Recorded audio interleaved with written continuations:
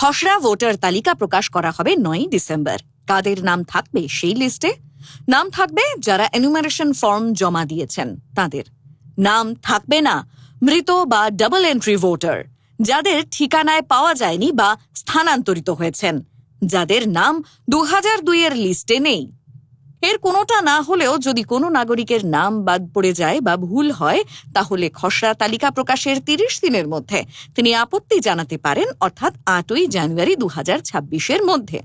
শুনানিতে ডাক পড়তে পারে শেষ এসআইআর ম্যাপিংয়ে অমিল হলে, 2002-এ বাবা মা বা পরিবারের কারো নাম না থাকলে, ফর্মের তথ্য ও কমিশনের কাছে থাকা তথ্যে অমিল হলে।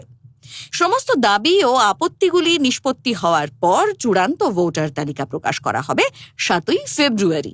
এই সংশোধিত তালিকাই পরবর্তী নির্বাচনগুলির ক্ষেত্রে ব্যবহৃত হবে। ফলো করুন সংবাদ প্রতিদিন ডিজিটাল।